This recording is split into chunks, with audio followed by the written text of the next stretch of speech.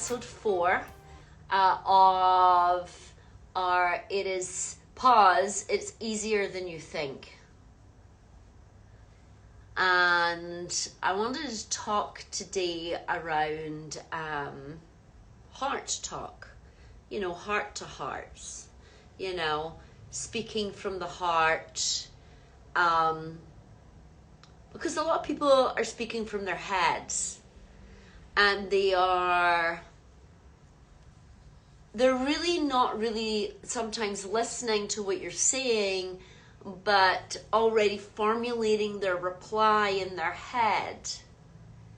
They're already thinking of their response, which isn't really sometimes a response to what you're saying. It's just something that they want to say. And, I'm in a very privileged, luxurious position that the people that I work with are very much heart-centered. Like the jig's up when they speak to me. They say things like, I can tell you. Because, it's all very subtle. And they say things like that because they can tell me, because I've asked, because they don't feel judged. They can tell me what they believe is really going on, or what they think it is. Because they also know something which I think is very important about not being analyzed, is they know that we have a solution to go in and dynamically tap it out. So you're only going to really have a heart-to-heart when the jig's up, also called surrender.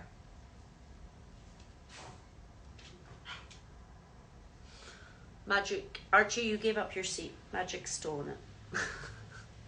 He's here. So today,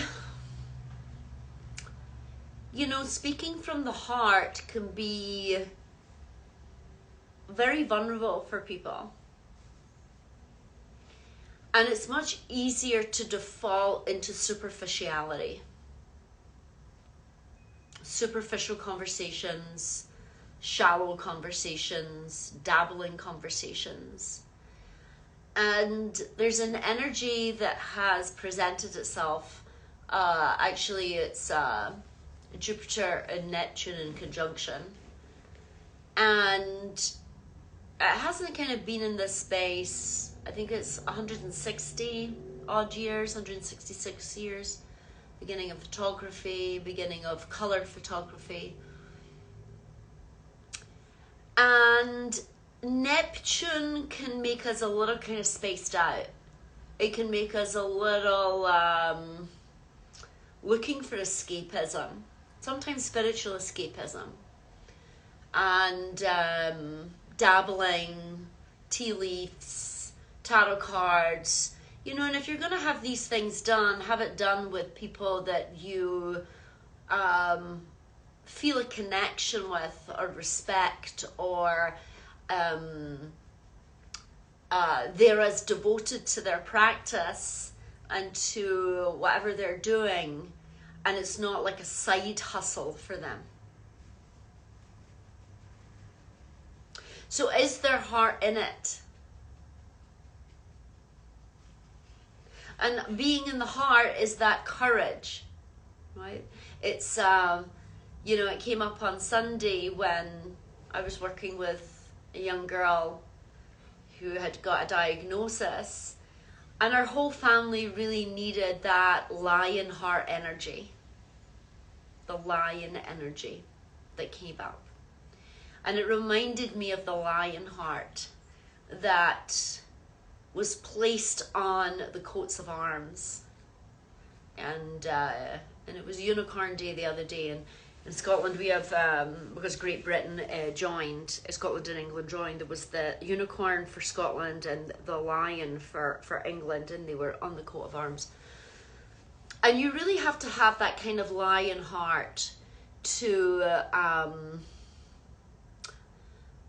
take the call, live your dream, have a fulfilled life, live your purpose.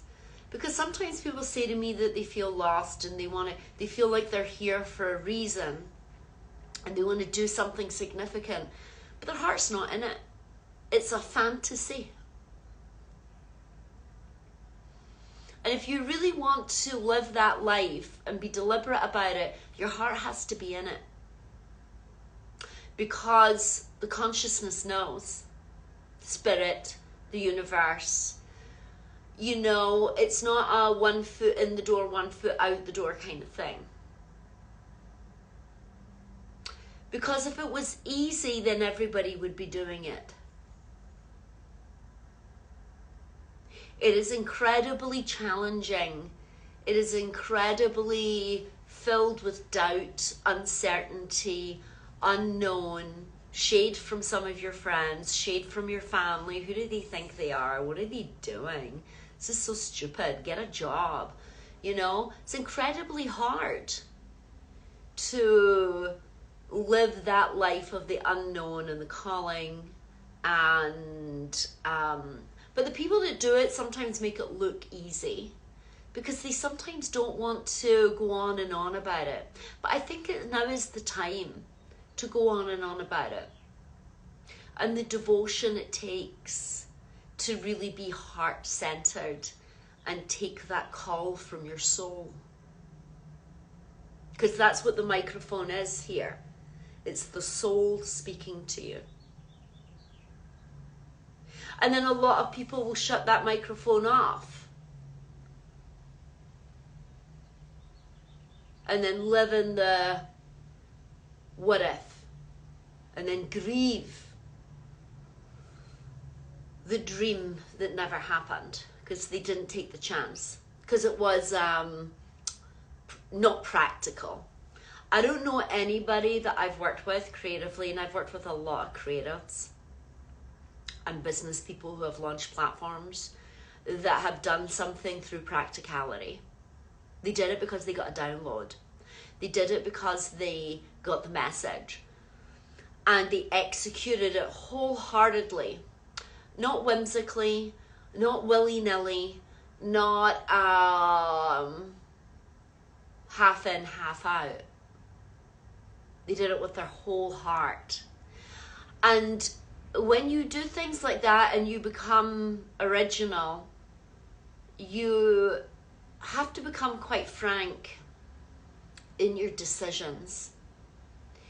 And you have to be frank in your decisions, and you have to be frank with people.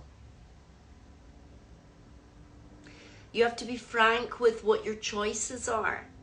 You have to be frank with your creative vision. You have to be frank when people are trying to steal your ideas.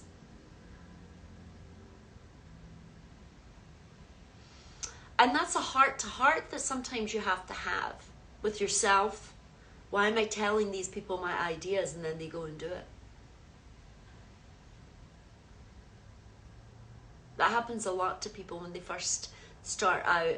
They get so excited they can't hold and contain the idea.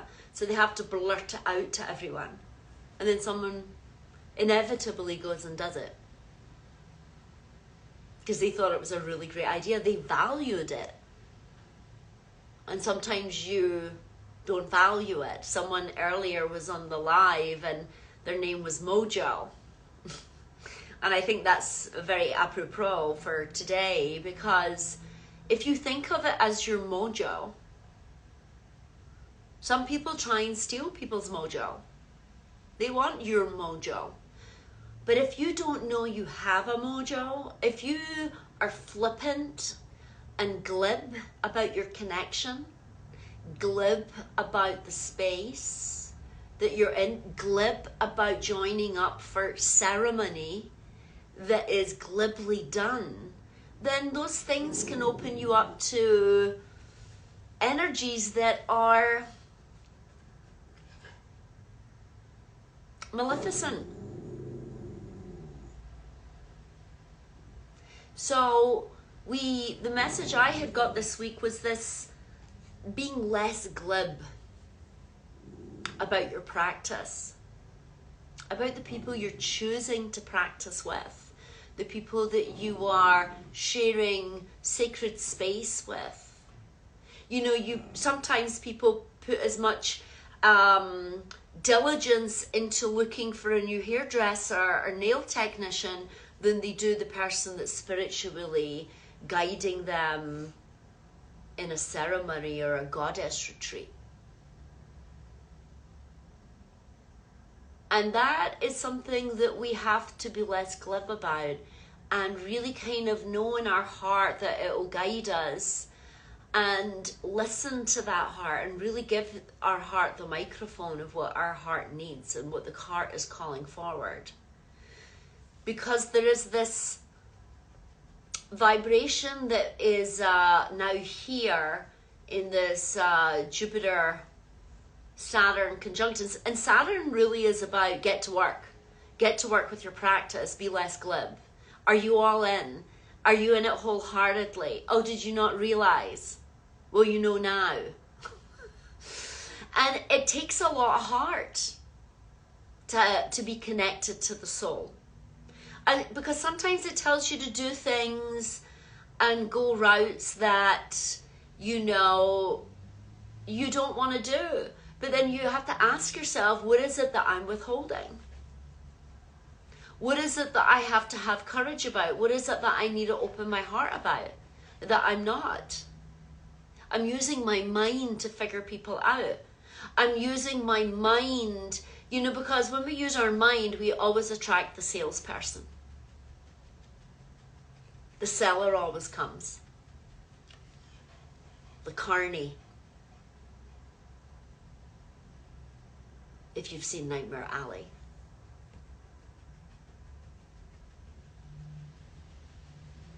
And when you're doing this work, you know, and in that heart space, sometimes the ease of the work, when our heart has the call, right? When we really hear our heart's call, the people just show up, but that's not random. That's not random, that's a blessing. That you were ready and it's happening. You know, the mind is the fixer. It's the focuser. It's the reconnaissance. It is, and it really should be the heart that you're connecting into with what you are here to do.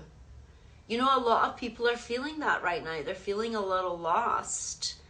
And it's their head that's lost because they're trying to figure out, strategize something that is in the heart, that is harmonizing with yourself, with your soul's purpose. And usually when that shows up, you don't really want to do it because it's a lot of work. Or it just looks too big. And again, you're going to have a lion heart. You're going to have a wholehearted talk with yourself.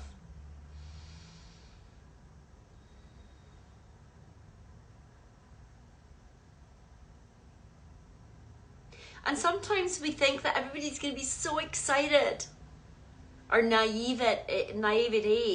It's like everybody's going to be so excited when I'm doing my things and, you know, my friends. And sometimes they're not. They feel like you're leaving them behind, or they feel, you know, sometimes jealous, envious even. But is your eye on the side eye on them, or is it on focused wholeheartedly on what you're here to do? Do you start to retract when you start to get that attention of who do you think you are? What are you doing that for? And that's why your heart has to be in it. Because if your heart's not in it, you'll shrink. And you'll drop the mojo, you'll drop the ball. So the heart's call isn't practical sometimes. But most people are trying to strategize. And when you start doing that spiritually, it can leave you a little undone, because real spiritual teachers are not into it. Actually, you can't really find them. You know that expression, when the student is ready, the teacher appears. They're not on Yelp. They're not on wherever. You know, they are, and sometimes they don't want to teach.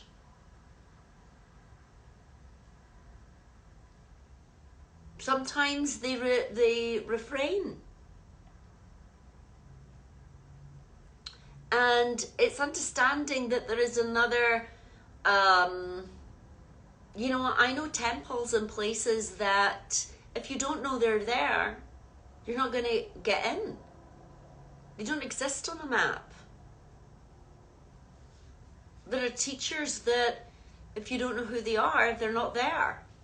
And they don't want you to be giving out their details. Because their heart-centered calling is to source or the universe or whatever they're doing.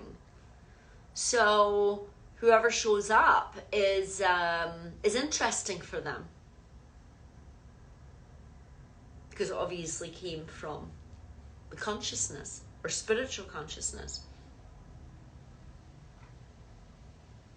So when we're in this heart-to-heart, you know, like I am when I'm doing sessions, it's really quite interesting because it really is a BS free zone. There isn't the social, I don't have the social etiquette that is in normal society, where people are going around telling people what they think they want to hear, or talking in some kind of forked tongue or double tongues, because it's not really a heart-to-heart, it's not really a heart-centered conversation. But the thing is, once you've had those doors to heart-centered conversations, it's very difficult to go back to the superficiality or the one-dimensional, or, oh, okay, they're asking me that because they want this. Okay.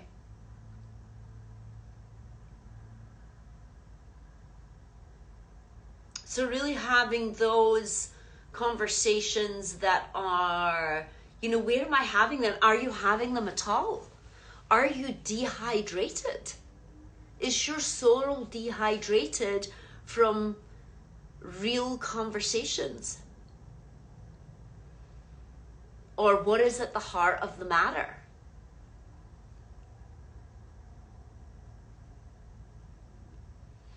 You know, psychology is really built on what we are repressing. Spirituality is about opening the door to what you are oppressing or repressing. And that's why you have to choose your guides, teachers, Sherpas, with gravity, so that you can have those heart-filled moments where you put your heart on the table. And that's why we've had such a cleaning in the last 10 years in the spiritual community of inappropriate teachers or other things happening.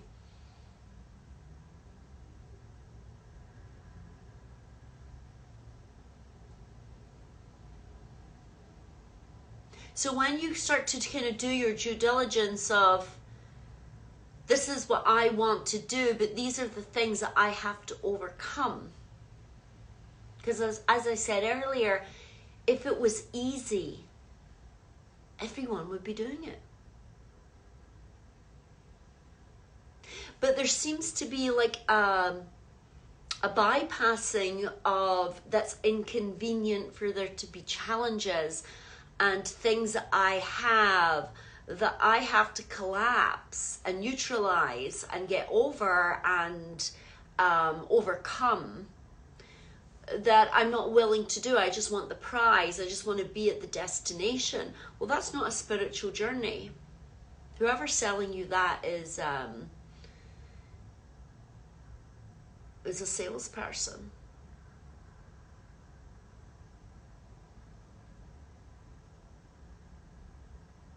And it's incredibly challenging,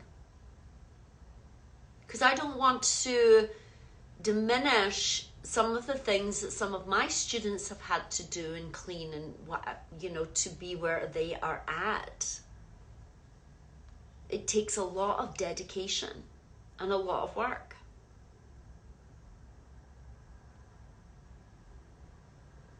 And really having a heart-to-heart with yourself first is a really great place to start. Am I giving it my all?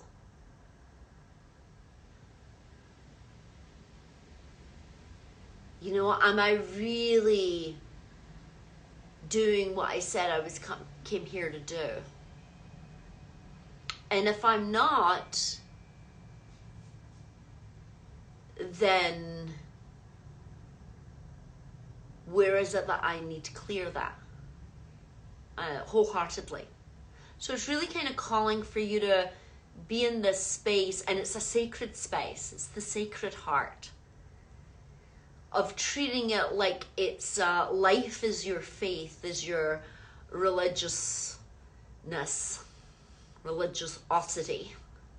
That your life, the life that you have, the life that you are in, starts to get maybe a little bit religious about living wholeheartedly, as much as you're religious about other things that take precedent in your life.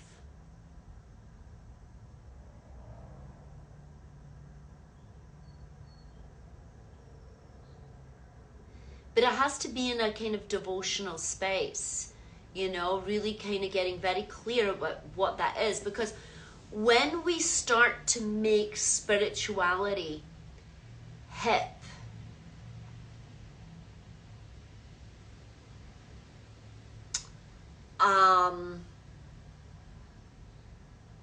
depending on who is the person, that hipness can just be for popularity and to get people into the building or into the whatever. And spiritual consciousness doesn't really need to be hip. It is hip. But when we start to bring in an aspect to that is to, you know, make it hip, having your practice is hip. But again, that's strategizing. It becomes undone, and we've seen that. We've seen that in the last few years. And I've seen it over 20 years. People who have tried to make this work stylish and hip. It can be your undoing. And in the last week, that dial has shifted. You know? It's like when we try and make yoga hip with beer or wherever. What you do after a yoga class is up to you. I'm not saying beer isn't. If it was done in ceremony, it certainly would be. The same as whiskey is done in alchemy, and it was used in a lot of ceremony with quakes, you know, in the tribes, in the clans. And it's a spirit. So it was to be used in spirituals. So when we use it recreationally, just like if we use our sacred part practices recreationally, that doesn't mean that we don't have fun. I know a lot of great yoga teachers that are really fun, but they still have created a space that you don't forget that this is a sacred space. So you have to walk that line. We can have it as fun, we can have it as joy and enjoy it, but we have to always remember it's a sacred space.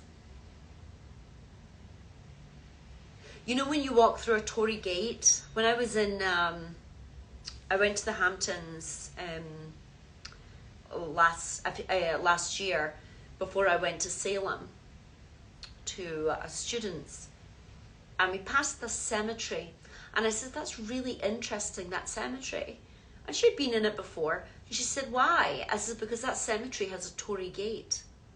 It wasn't a red one, it was just a very plain wooden one, but it was a Tory gate which signified entering the other world, otherworldliness. She went, wow, I'm really gonna walk through that cemetery this week with that in mind and see what shifts. Because I never knew what that was.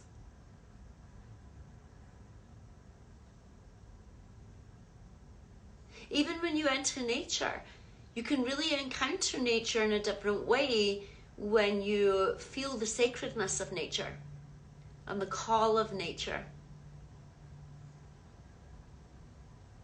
And taking that call and feeling, you know, I'm having that call right now for my birthday, but it's that, wow, it's choosing me to come there. There's a call.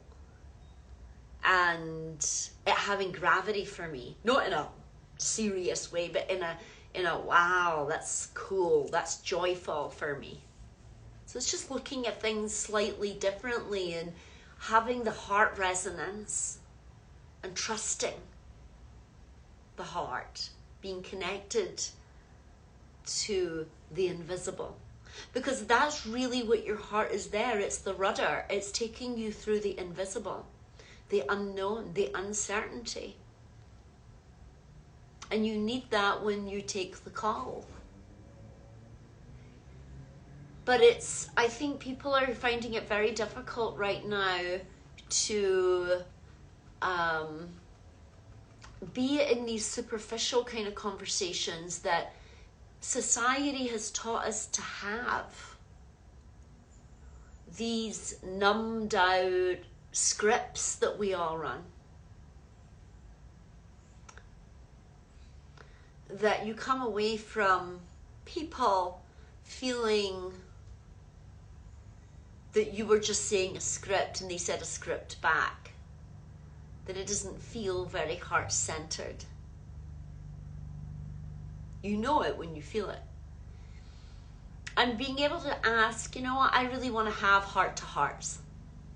I want to have heart-to-heart conversations and good conversations. It doesn't matter what it's about. I mean, you could be talking about the next new movie that you saw, but really in a heart-to-heart kind of way.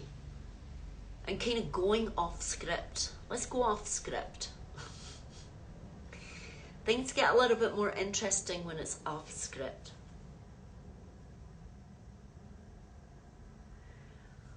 But I want you to really think, is my heart in it? And you get to do it now. I mean, how many more people do you need to have on their deathbed telling you their 10 top regrets in life? There's been many studies done on it. I wish I'd went for things more. I wish I'd loved more. I wish I had shown up more for myself. Yada, yada, yada, yada. But it is a practice. But you have to live your practice wholeheartedly. Or, I mean, there's plenty of dabblers there for you to choose from. But really kind of knowing the call of the heart and knowing when you are actually delaying, you know, your heart's call.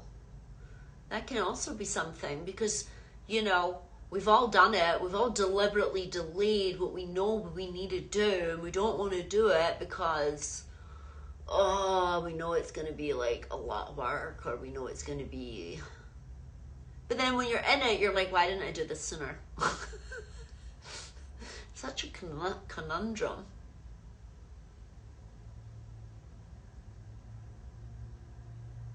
But when we really have those heart-to-heart conversations, they're usually built around people getting a diagnosis, funerals, loss, tragedy,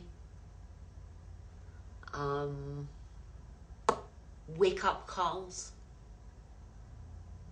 But imagine having that script, that way of going off script that you do in those moments in life.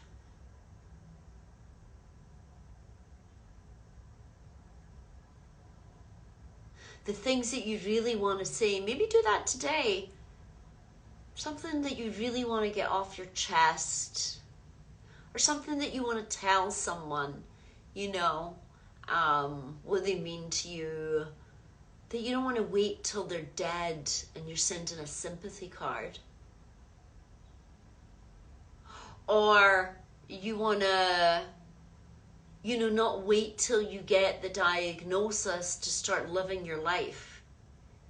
You're not going to wait for the wake-up call, you know, the tragic thing to happen that gets your attention. There are usually nudges along the way if you're tuned in and you see them amplifying. You know that expression, what you resist persists? Carl Jung said that. The psychoanalysis. I think he was a psychiatrist as well. But there's another part to that sentence that no one speaks of. What you resist persists, and it grows. I say it amplifies to get your attention, but you're going to need to cut off your heart space to ignore it. To the point that the software is going to keep sending you messages to get your attention.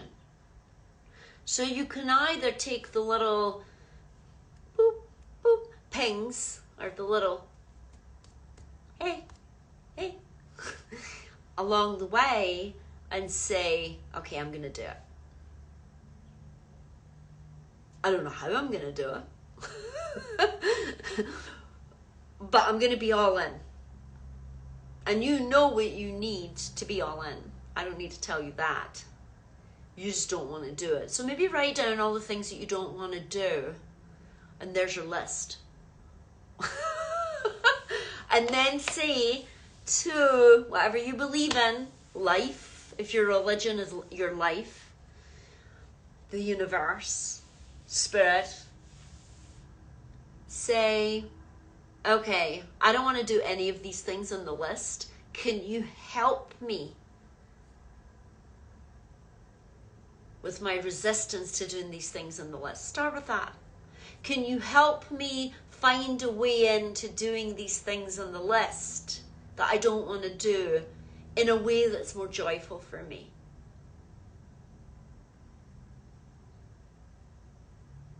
And let's see what happens. Let's keep it simple.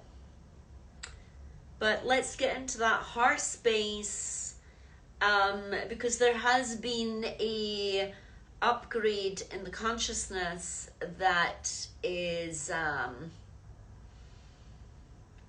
wanting your undivided attention, wanting you to be less flippant, less glib with what you are trying to envision, create, launch, be, and your glibness will reflect the glibness that is sent to you. So when you start to get really deep, really in it, excited, joyful about it, then that will also mirror what is sent to you. So I hope that helps. It's a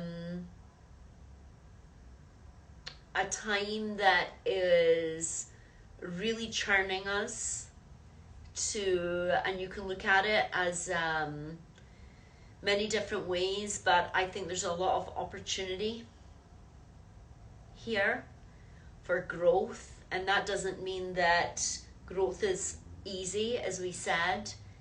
I'll reiterate, if it was easy, everybody would be doing it, but it's easier than you think when you start to ask for really tangible things of like, I don't know how I'm going to pull this off, so can you give me a sign? Can you show me? Can you send me someone? Can you help me with this? Can you help me overcome it? Blah, blah, blah. And then things start to emerge. They start to reveal themselves. Because all you had to do was ask. Because it's easier than you think. Sometimes our headspace is wanting to have guarantees, rather than the heart space doesn't want a guarantee. It is in the faith space. And faith has got nothing to do with practicality or reason. It is wholeheartedly in it. And I wish you all the big-heartedness in the world, because this is a moment in time that things can really change and take off for you. Because that Jupiter and Saturn, Jupiter is all about surprises in Pisces, but Pisces is very secretive. So sometimes you have to hold your own counsel and stop giving away your ideas, you know? Because really what you're doing when you're giving away your ideas is you're looking for validation, rather than polishing the idea and then revealing it. Because you trust and you have faith in it, and you'll know when it's there. But you have to bleh it out to everyone. Keep your mouth shut. And sit with that energy that can sometimes be like, oh my God, I'm so excited. But that you can run with that energy of being excited. You cannot, but what you're doing is you're spitting it out because it's too much for you. So you need to find a way to energetically breathe into that energy of the excitement without giving it away. So I hope that helps. It was lovely speaking to you. I will post this, and I hope to see you soon. Take care.